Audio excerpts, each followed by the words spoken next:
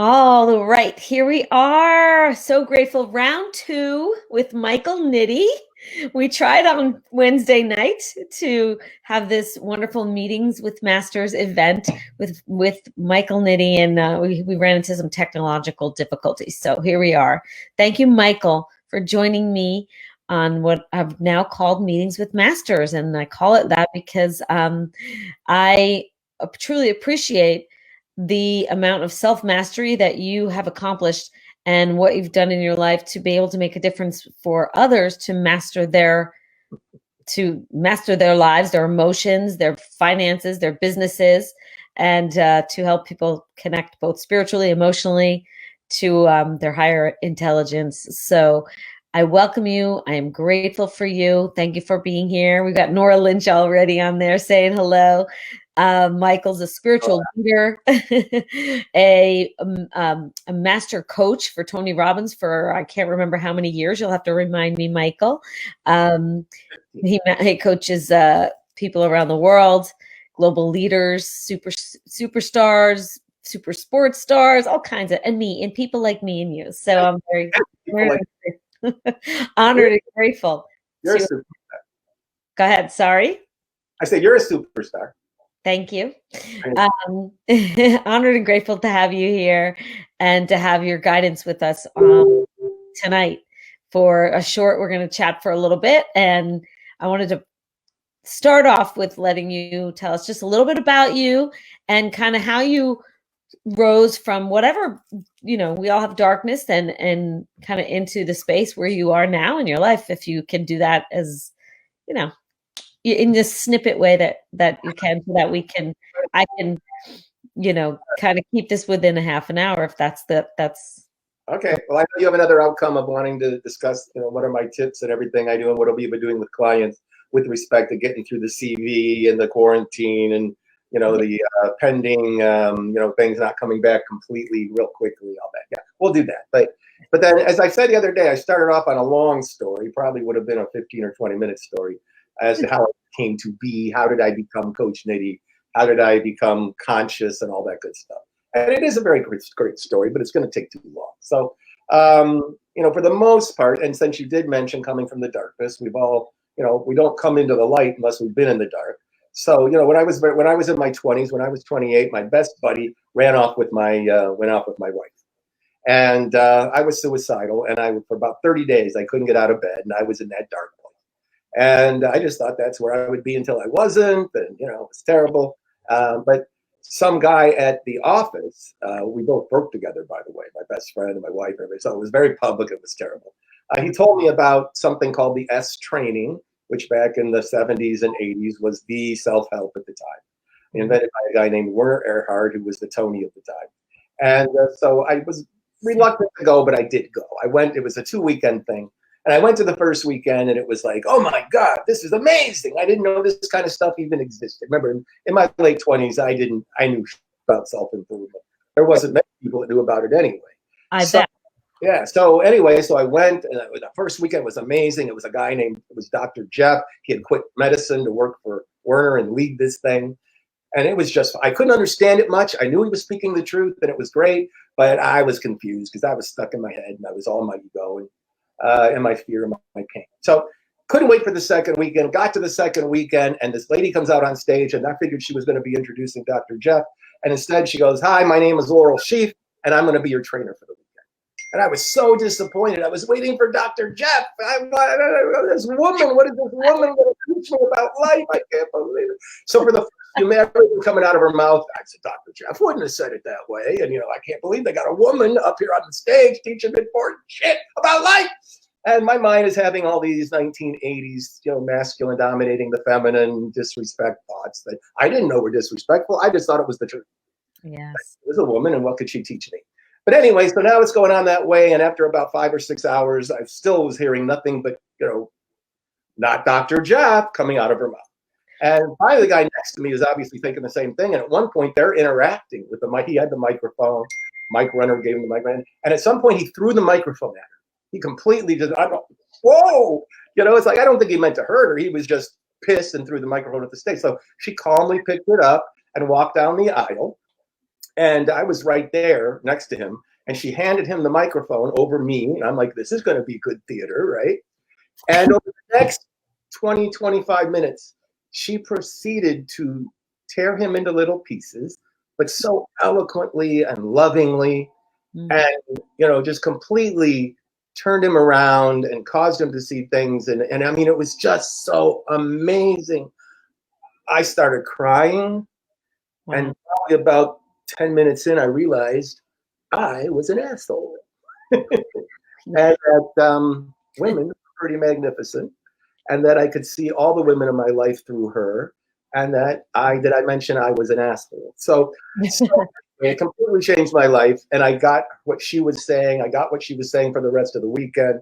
I became a coach for Landmark, and I started doing all the courses, and fell back in love with women like for real, and honored them. And then a bunch of other shit I did caused me to become me. So that's a quick story on my initial awakening. Then there's a deeper story about my awakening a couple years later when I really was teaching and I thought I knew it all. And I really, truly did. I mean, I was really teaching good shit, and, speaking, consciousness was flowing out of my mouth. But I never really had a real awakening to the point where I was, absolutely, wow, this is the truth, man, And so one day I'm on a business trip in Seattle, and I'm at another seminar for EST, and I was like the king in Ohio. I was the teacher. Everybody loved me and knew me.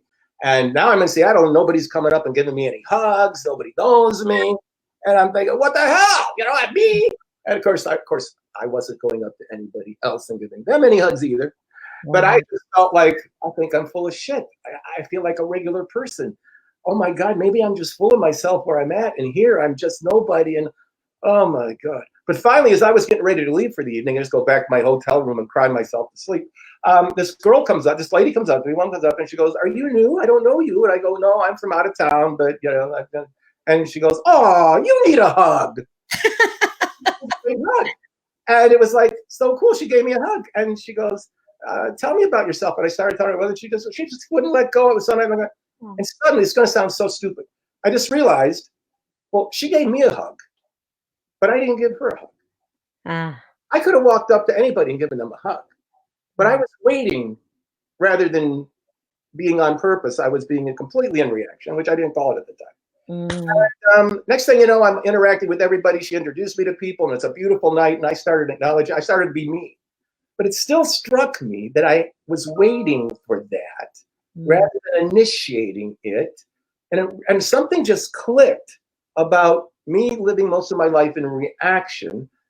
And I went back to my hotel room, like walking like on air. I was so excited and so on purpose, and so this realization doesn't sound like it was a big realization, but it was. And I said, I can't go to bed. I'm too happy, and I got to give this shit away. And so I walked into the bar, the lounge at the top of this hotel in Seattle, and I saw a couple sitting, two girls sitting at the bar, and one was crying, and the other one was, consoling her. I just walked right up.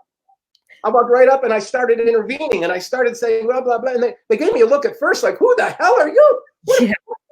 And I didn't care. In 20 minutes, I had completely changed both of their lives.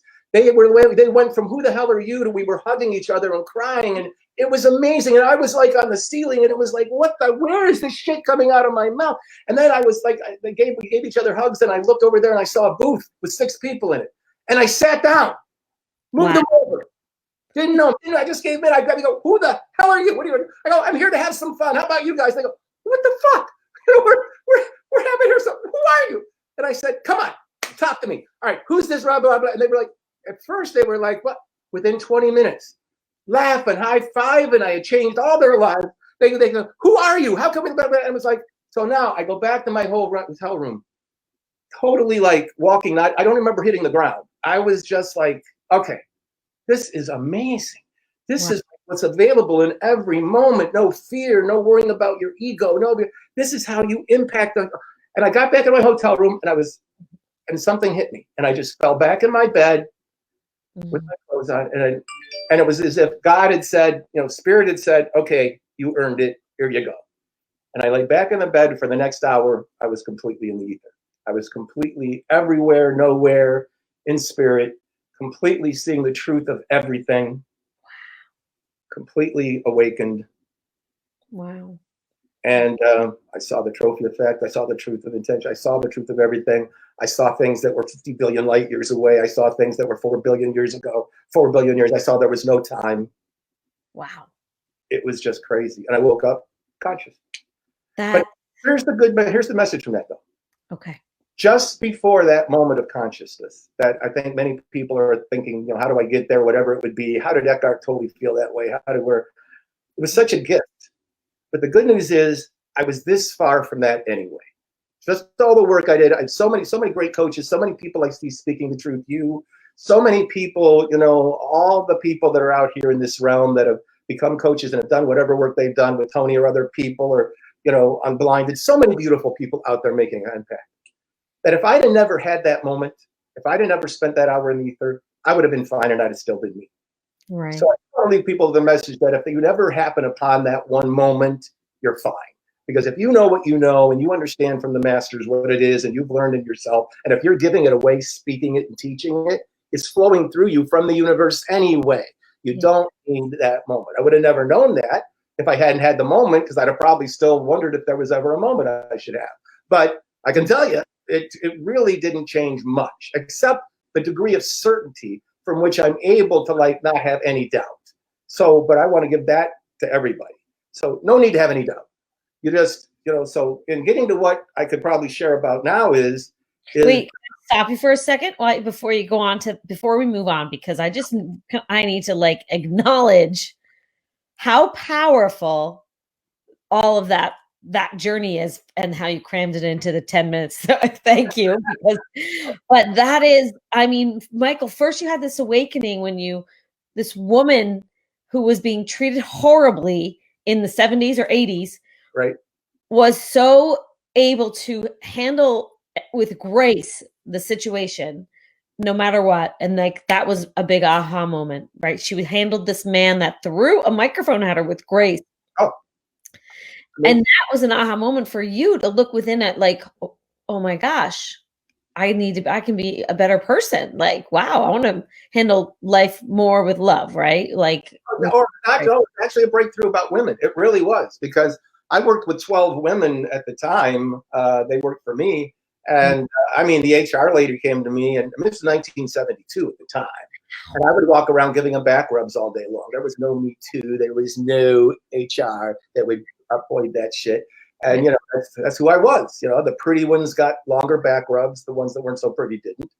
This was a male. This was an actual male in 1972 who then got to 1980. Wonder why my wife left me. Gee, I wonder what.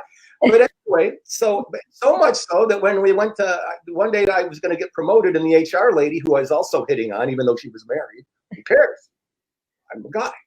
So anyway, she told me that she goes, you're going to be promoted. That means you've got to promote one of the 12 women that work with you. And I go, well, we can put an ad in the paper. I'm not going to promote a woman. How stupid is that? I've got designs on the HR lady telling her that I couldn't promote a woman. And I didn't think there was anything wrong with it. Hello. Yeah. Hello. So anyway, that's man thinking at the time. So anyway, I did eventually promote one of them, and it all worked out to my surprise at the time.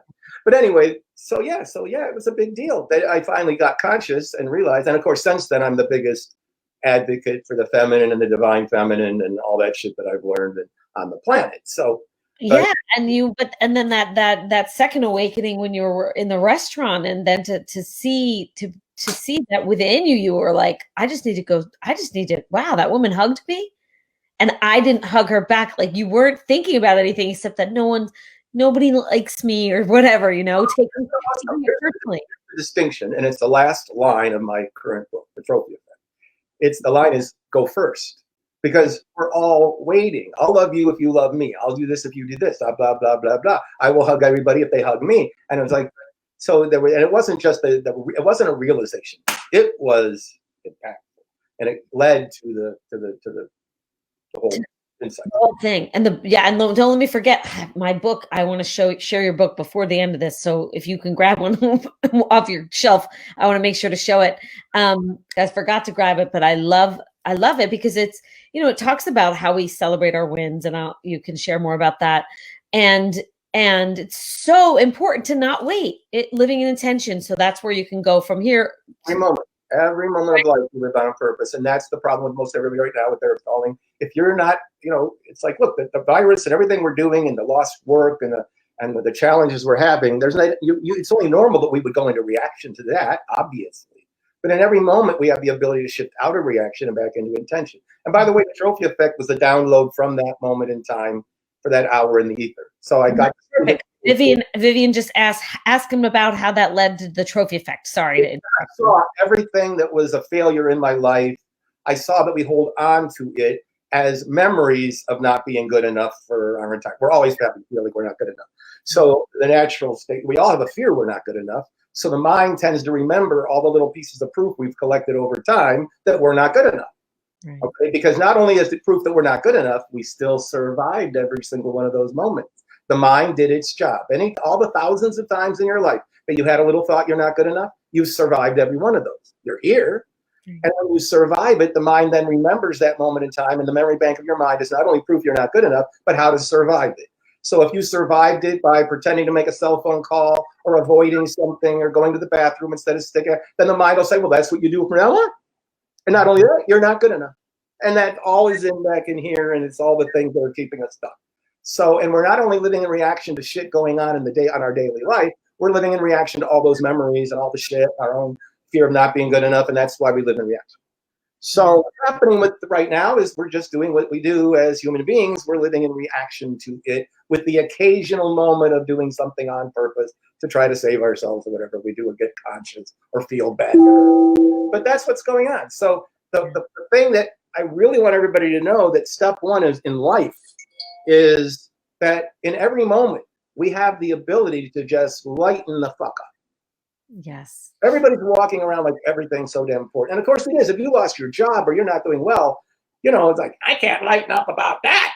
Well, yes, you can. You don't lighten up about losing the job. You lighten up about just life in general and who you are. And you step up into what's next from a place of love and intention and just being, making fun of it, doing whatever you're going to do, because it's not going to change it anyway if you don't. So the truth is, the only thing keeping us not light is the fact that we've got all this shit that's going on between here, and here. Okay. And the truth is, when you just know that it's nothing other than normal, like we all have that going on. By the way, I still have it going on. I tell stories all the time when I'm walking through the store or something's happening and I just have these thoughts about that asshole or that asshole or that person's stupid or whatever it is. I have those thoughts all the time. Yeah. I just don't pay any attention to them. I know it's just the shit going through my mind. It's not me. It's reactionary shit. So you just lighten up. So everybody asks me all the time, how can you always be that happy? How come you're always funny or always like, why would I not be? Right. Because you know how to live in a beautiful state, and that's important when you in an intentional state. And that's a big part of why I wanted so much for you to be sharing this on here and how to celebrate your wins and the good things, and to not take things personally, not wait to make the impact on the greater good and be the one that steps up, to how to not take things personally, how to get, Vivian says, ask about the proof and the daisy chain. So I'm not sure what she's referring to. I might have missed something. Here's the daisy chain. The daisy chain, in a brief explanation, is we all have this bunch of proof in our mind that we're not good enough, okay? Mm-hmm. And what it does is it feeds the next piece of proof. So the mind is now looking for more proof that we're not good enough. And then it attaches that to the previous proof that we're not good enough. So there's a whole lot of proof that we're not good enough, which then gives rise to another piece of proof that we're not good enough. And then it all fits into the daisy chain that we're not good enough. Very poor explanation. Read the book and you will understand it a whole lot more. Thank you, Vivian. Yes. Thank you, Vivian. So read the book. Yeah. That's what I want everybody to know. So this is really cool. This happened because I'm working with, I have 3 clients that have CV right now, including a magnificent doctor who runs a 900-bed trauma center in New Jersey. And he was just diagnosed last week after helping people for him. Just a beautiful man. And, but I have a client, an attorney in San Francisco that gets on the call the other day. our first call since we've all been under quarantine. And he immediately says, and we had talked just before that about him stepping up and doing some new things in his business and really creating something that he hadn't created before. And he was struggling with that because how do I make it better and stuff. But he comes to the call, and the first thing he told me was, he goes, what I really saw the breakthrough between sessions is that what I'm struggling with for the first time in my life is how in this environment to do everything excellently. And it just hit me. Because most people I've been working with, or people that we're all working with, is we're doing our best just to get the fuck by. Right. We're doing our best to get past this thing. We're not thinking about doing anything excellently. That's later, maybe. Yeah. And he immediately came saying that's what he's looking for. He is committed to doing everything excellently. So guess what? That's been my theme for everybody from now on, from then. It's like, so look, most of us are just trying to get by. So I suggest that the best way to get by is to do everything excellently. Do everything as great as you can. Bring all your passion. Bring all of your aliveness. Bring all of your joy. Bring all of your lightening up. Bring it all the time. Why would you ever turn it off? Now, human, we will get shifted into reaction.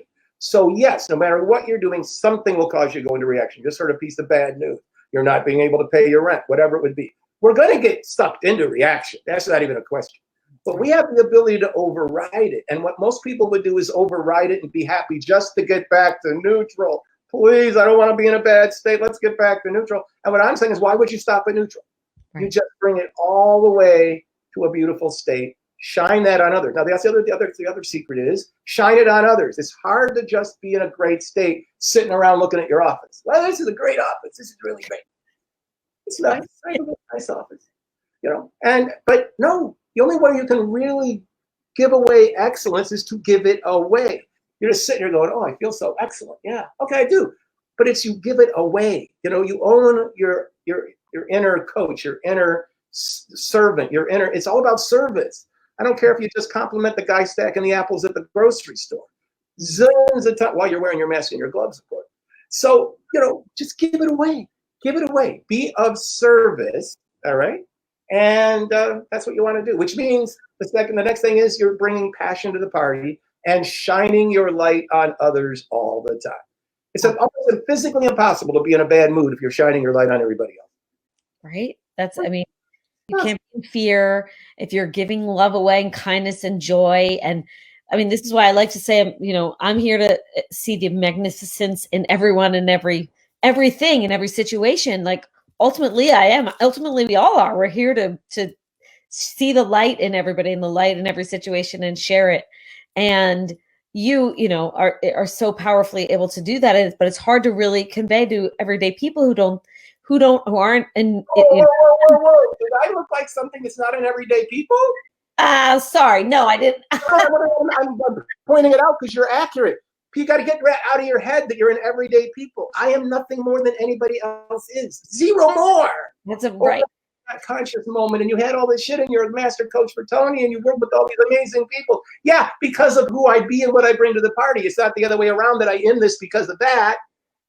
You do it all the time. I see you. I've talked to you when maybe you weren't. There were some things going on in your life that weren't exactly all peachy keen and beautiful. And then I see you on a live, just putting it out there. You just put it out there. You just shine your light. Yeah. Okay. Yeah. Right. Even if it maybe something bad just happened.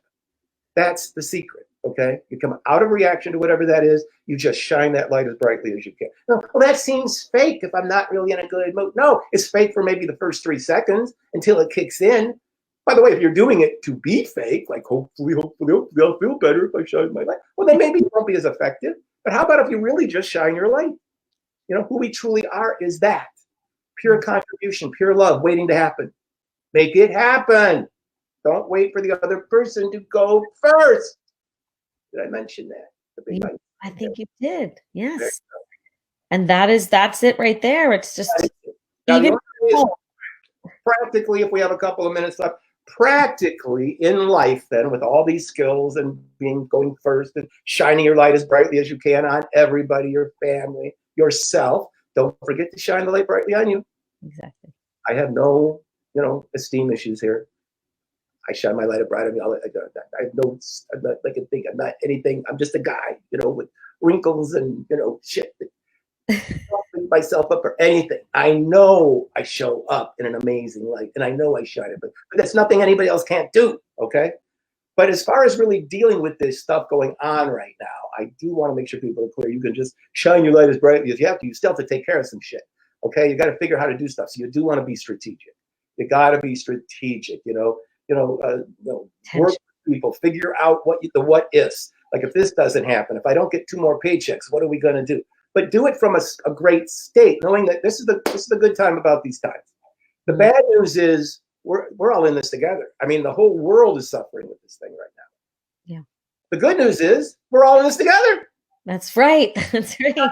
People that are not being able to pay their rent, they're not being able to pay their business rent, they're not being able to do this. It's like, oh well, nobody is. That's right. I don't take that glib, and I feel bad for the landlords who I would not want to be right now.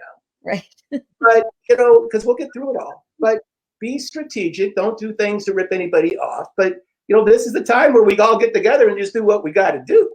And so, make sure that you pay it back in time. Do whatever you're going to do. When you recover, you do whatever you need to do. We all, but be strategic. So think like, well, if this doesn't work out, I could always move in with this person. I could have these people move in with me. I could, all these things that normally we would be thinking like, oh my God, these are terrible thoughts and I'm giving up, or, what's going to happen? No, that's being strategic. That's not coming from fear. It's rather than wait for 4 months and there's no money left. I should have done this 4 months ago. Right. Okay. Yeah. So I just made up a weird example, but be strategic. Think on your feet. Think now from an intentional place, not a fear-driven place. Remember, I'll leave you with this. Prudence is not fear. Okay? Prudence is strategic. Yes. Okay? Well, I don't want to give in to the fear. Well, again, sometimes there's people out there. I feel so bad for all the people in the food service, in the restaurant industries, all the stuff, all the convention in this industry we're in. There are no UPWs right now. Telling you coaching is doing really well, but the last time I checked, there weren't a lot of UPW tickets being sold. So things are not well everywhere. But you don't see Tony sit back going, "Oh my God, it's terrible." Now he's upset that people are not stepping up into a solution of getting the economy back going, and he certainly respects the fact that we just don't go out there and breathe on everybody. He knows this isn't a small thing. But we're not coming from that intention. We're coming from fear. And obviously it can be figured out. But be strategic. Be strategic. Okay? Yes, beautiful. Thank you. And you're speaking of Tony Robbins, because we didn't even get into that in the beginning, that you've worked with him for many, many years. I don't think we did. But that's who you're speaking of as far as not being able to have events. And that you that we live in intention. Living what strategic means, and living in intention. Also in your house, like you were speaking of before, be the light in your house. So you're moving from the kitchen to the living room to the basement, to cleaning out the garage, and your kids are there. Everybody's there all the time. Be the light in the house, right? Always. Everywhere you go, seriously. You own it. You own who you are. You own where you're at. I can't walk through the grocery store without complimenting the person stacking the apples, or always being nice to the cashier, or making sure they know they've done a good job. The other day I walked in, our grocery store is so well run with all the social distancing and all the way they do it. You got to wear a badge to get in, and they only keep it. So I asked to talk to the manager. They probably thought I was going to complain, and instead I made them feel so good about themselves, about how well their store is run. Why would you not do this all the time? My baristas at Starbucks love me. I'm not trying to be lovable. I love them, and I don't hold it back. And I tell them how great they are, blah, blah. Why would you ever not be this way all the time? That's into humanity right there. That is being a ripple effect. That is being somebody who's contributing to the greater good by being that light. That is, it doesn't have to be that you're paying purpose, and we all can. By the way, most of the people, I don't know who's watching this, if anybody right now, but I know you'll probably see them. Oh, yeah. Vivian, these are people who shine their light all the time. Okay, so it's not really much of a step up into maybe doing it a little bit more, or just knowing that this is your gift, rather than when you feel like it. I don't care what you're doing. Just shine your damn light on others. Don't shine it to show how great you are. No. I'm not shining my light to show how great I am. I'm shining it on others, inspiring others, causing them to get what's available. And it's probably great. Look, sometimes it's a little bit tough for Tony, where there's people that will say like, well, yeah, easy for him. He's 6'7", he's gorgeous, he's a zillionaire. And they go, well, maybe it's good that I'm 5'8" and don't have any hair and I'm 68. I don't know, because we can all do that. Okay. The reason I'm able to coach the high level coaches I do for Tony and for everyone else is because this is what I give away and I see it in them. I already know it's who they are. So I reach inside, take them by the heart, and cause it to come to the party. So because it's there, it's not like a maybe. Okay. Yeah. And you call life a party. I mean, that's what I love when you say that. You say, and bring it to the party, because our life is a party. Make it a party, make it joyful, bring the joy out in everyone. And that is, that is what we're here for, to, just. Absolutely. And I mean, even look, I've been through all the tough times. I've been bankrupt. I had to sell my house in San Diego and came up to Las Vegas only because we were able to. It was a good economic decision because I was strategic. Yes. Like, oh boy, we're leaving the ocean for the desert. Oh boy, now again, once we got here and we've made it. It's phenomenal. I wouldn't go back. Right. But you still have to, so you don't. Anybody can shine in the good times. So it's always about bringing this to the party, no matter what's going on. I almost died 2 years ago. They sent a doctor in to talk to me. He goes, why aren't you more upset? You're too glib about the fact that you're about to die. I go, well, what do you want me to do? So. Yeah, what am I going to do? Sulk and be in fear, and that's just going to make it worse. One of the reasons why I didn't die. That's right, and that's what people right now. Yeah, I'm not no meds at all, and most everybody that I went through was on all these meds and all this shit. I'm not making anybody wrong if you're on meds. Do what you got to do. But when you shine your light and you step into your truth and you give it away, the universe shines its light on you. Okay. Yes. So powerful, Michael. Please, would you, because my book is across the room. Yours is behind you. I really want to show people your book. I will put a link in the chat at the end to Michael's amazing book, The Trophy Effect, which is, honoring the good trophies in your life. Thank you. The Trophy Effect by Mr. Michael Nitti. On Amazon. It's on Amazon. Please look it up. Read the damn book. It will change your life. It will change your life. It's the truth. It's the truth. It is the truth. You've got Vivian, Ginger, all your fans are here. Frank, Cody, Natalie, Mary Lynn. There's so many people here. Mary Lynn out there. Mwah. Love you guys. They've impacted many of us in a huge, huge way. So honored that I know you rarely do. He's a behind the scenes man. So you seem to be. Well, with Michelle turning all these amazing human beings into podcasters, I've been invited to be on quite a few. So it looks like this is my new career now. Oh, so good. I've been on quite a few podcasts in the past. I'm very privileged, but it looks like it's going to be a full-time career for a while. So excellent. Pretty much the same story. There's not much more than what I've got to share. So. Well, I know there's a lot of more. There is a lot of deeper, cool, amazing things in there, and you had lots of breakthroughs and awakenings. And we need way more time with you because it's so powerful, and the light you bring to the world is really big, and we all have that. So I love being able to have learned from you, have you to model after, to do what you've taught us to do, and. I also want to, can we share that the mastermind okay, so everybody commenting right now, I met all of you in this amazing mastermind that Michael Nitti and his partner, Michelle Soro, started to run a little over a year ago. And I had the most blessed opportunity that I ever had by joining, and I never left. And I know it's going to be opening up again soon, so we might as well mention it. Why don't you share a little bit about that and it's going up for another round? It was all synchro destiny how I met Michelle, because I coached the executive producer of Extra. She's a top Emmy award winning and I coached her for a mere 6 sessions when she said, "Oh my God, you are a master," and she put me on the show. And so I got to be declared a master along with Tony and Deepak and Oprah and everyone else. So I said, "Yeah, sure, that's cool." So anyway, then synchronistically, Michelle's on Extra, and then she starts liking some of my stuff. I said, "Oh my God, she's on Extra." So we started talking, and next thing you know, I'm in the mastermind with her, and we've been doing it for almost 2 years now. I don't know how long. But here's the point. So we keep reinventing it, and Michelle's the big leader of reinvention because I pretty much am just in service to her.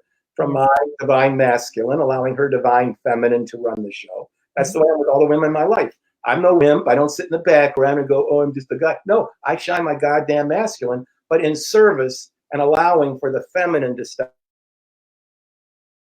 So I didn't allow her to do that. And she's reinvented it several times. And we're going to be talking about the whole reinvention of what's even coming up next. So I'm pretty sure we'll have another version. Monday is the last session on the current one. And to be honest, I don't know what's next yet. Okay. So, but you just keep watching this space. We'll invent something. So. Absolutely. Okay, perfect. So when we're ready, I will be sharing more about that for sure.